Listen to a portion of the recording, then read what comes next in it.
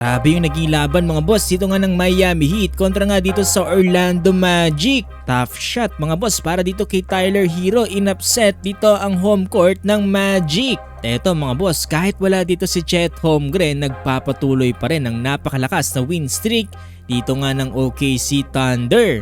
Lakas talaga ni Shai Gilgeous-Alexander mga boss, nag-flex pa dito sa home court ng Indiana Pacers. Ano-ano nga ba mga nangyari sa laban na to mga boss? Tara't pag-usapan natin yan.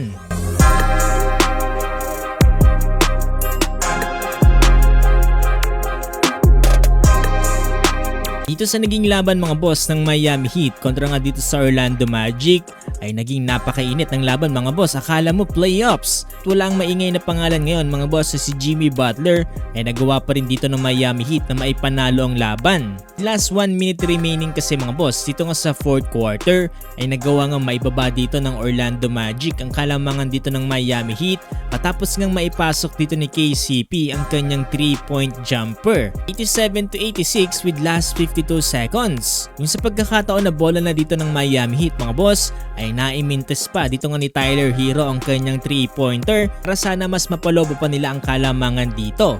At ang mas matindi niyan mga boss ay nagkaroon pa ng turnover dito nga si Alec Burks. Ilan para maging bola ulit mga boss dito nga ng Orlando Magic. Last 10 seconds remaining mga boss dito sa fourth quarter. Handa ng hassle ni Goga Bitadze mga boss, nagawa niya pang mai-recover at tapik na bola dito ni Bam Adebayo para sana sa alley-oop sa kanya. Dahilan mga boss para maging lamang ulit dito ang Orlando Magic 88-87 with last 4.9 seconds remaining on the clock. Mawag ng timeout mga boss dito nga si Coach Erik Spoelstra. At eto mga boss, ball possession para sa Miami Heat at itong si Tyler Hero yung naghahawak ng bola.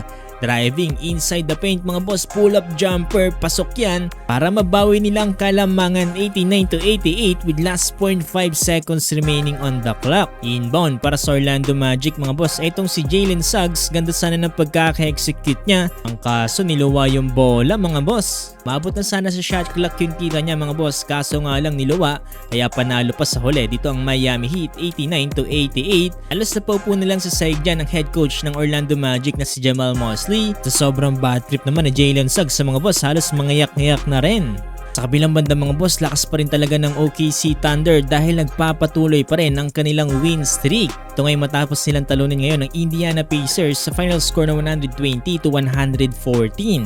Dito ngayon nakapagtala mga boss itong si Shai Gilgeous-Alexander ng 45 points, 7 rebounds with 8 assists na sinusundan mga boss ni Jalen Williams with 20 points. Grabe talaga itong si Shai Gilgeous-Alexander mga boss, ayaw papigil. Isa rin talaga sa karapat-dapat na maging MVP itong si SGA mga boss. And dyan mga boss ay nasa win streak number 9 na ngayon ang OKC Thunder. Grabe! Nangunguna pa rin sila sa Western Conference standing with 24-5 win-loss record.